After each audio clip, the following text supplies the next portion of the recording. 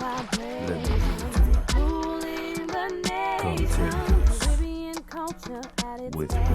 Don't expect anything less than the #1 rated Caribbean show. Caribbean vibration. Caribbean vibration. Caribbean vibration. She grabbed my hand, she said she wanted. My mind is on it, I wanna hit that shit. Very positive, Victoria's Secret. She got me going. We are going wild, we getting faded.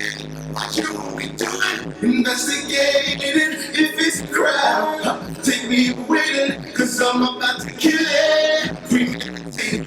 Girl, you should know you got it going on once you. You're watching Caribbean Vibrations. You know it's the Easter long weekend, and we checked out all the fests, all the reggae things to do, but we decided to check out a little something different. Sunday Night Live featuring Glenn Lewis and my man beside me, Mr. Aon Clarke. How you doing tonight, sir? How are you? Good. I'm blessed, man. How are you? I'm pretty good. Thanks for asking. It's our first time with you on the show. Yes. So for our viewers who don't know about you, tell us how Aon Clarke got his start. I think I got my start in the industry. I've been singing since I was 3 years old in church, but I got my first start when I got a song on Rihanna's second album. It's called Them Haters. Myself and Melanie Fiona wrote it. So that's how I got my start in the industry. Now I got to give big props to Melanie Fiona, another Canadian person, West Indian background, doing big things. So if people want to hear something about music, what's different about your music, though? You know, I think just the fact that I'm from Toronto, I grew up in Toronto. On the radio, you hear different genres, and you hear rock, you hear country, you hear alternative music, and you hear the hip hop and R&B. So you kind of take those things and put them all together, and you know, whatever comes out, comes out. And it's always something a little different, a little more cutting edge. So it's fantastic. So if I was to go, check out your phone, pull out some of the songs that have been repeated the most, what are you listening to right now? You're definitely going to find some Coldplay. I love Chris Martin. You're going to hear some Bob Marley, some classic Bob Marley, some Marvin Gaye. Just anything that's, you know, creating some textures and melodies and colors and things like that. I'm into all that type of stuff. So I'm into every genre of music. As long as it's great music, I'm into it. Okay, two-part question. Yeah. Who's an artist that you'd like to work with in the rock genre, and then another one in the Caribbean music genre? Absolutely would love to work with Chris Martin in the rock genre. In the Caribbean genre, you know, obviously this can't happen, but rest in peace to Bob Marley, of course. I would have loved to have been able to vibe out with him or anybody from that era, definitely. Now people are going to see you performing tonight. What should they expect from you?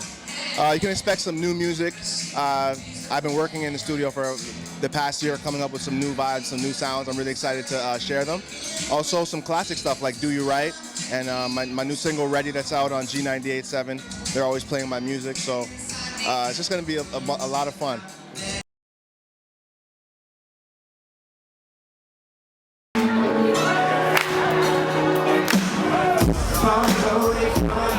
So young, that's when you used to go. Many dreams since then you've had coming on my show. But stress, don't you let it, don't you forget it. Trust you find your way to love. Hope is when your heart is made up. And don't you forget it, don't you forget your way home. For that little girl, hold on to your love. Don't you forget it. Don't you forget your way home. For that little girl, hold on to your love. Your words apart from first when I was start. Understanding why it used to have got nothing but your heavy, broken heart memories of what used to be. With change comes responsibility.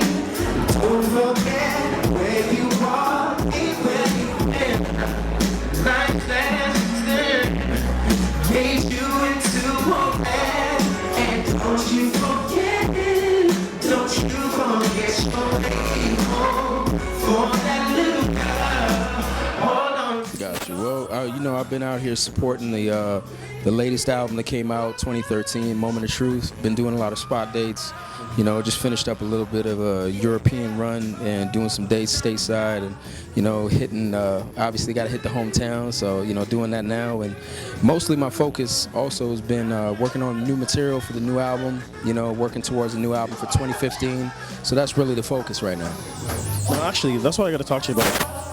I saw you on Instagram in Paris, because we do follow you on Instagram. Oh, okay. How big is social media for you as an artist?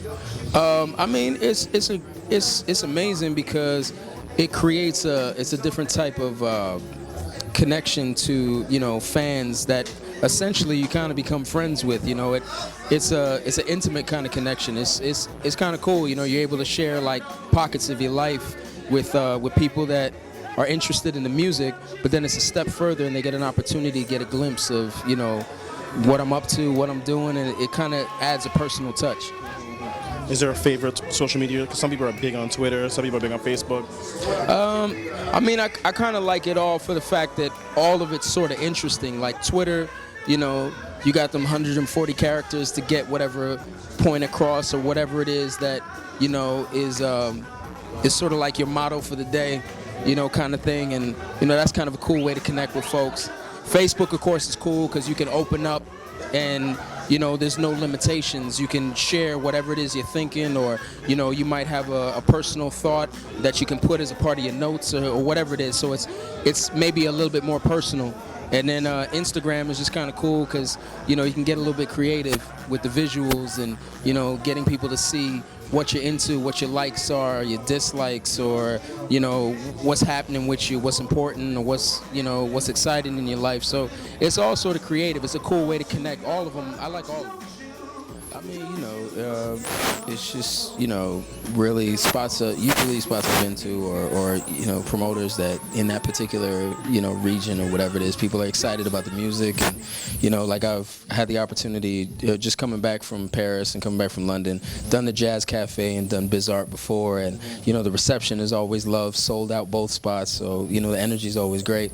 So, you know, they brought me back for another one, and, you know, it's always good, you know what I mean? I'm actually supposed to be doing the Kimmel Center in Philadelphia towards the end of May, you know, doing it with some acts that I've kind of come up with and I've admired, you know, Take Six, Kimberell, and a lot of other great artists, and some of my peers like Bilal and Marsha Ambrosius. So I'm excited, you know. Now, you just touched on that. You were part of that whole new soul, or whatever they want to call that kind of movement. Do you have certain artists that you're working with? Like you talked about Bilal, Marsha Ambrosius. Anybody else in that you guys are working with now? Well, I mean, you know, we always stay in touch. We always work on stuff. So you never know what'll come out. Like even for this last album, you know, I had an opportunity to work with the hometown, Melanie Fiona, and you know, so you know, we always stay working and we always support each other. That's sort of the community that we have. So it's, you know, it's love, and we continue to work with each other. But you never know. You know what I'm saying? Like as far as collabs, what'll come out.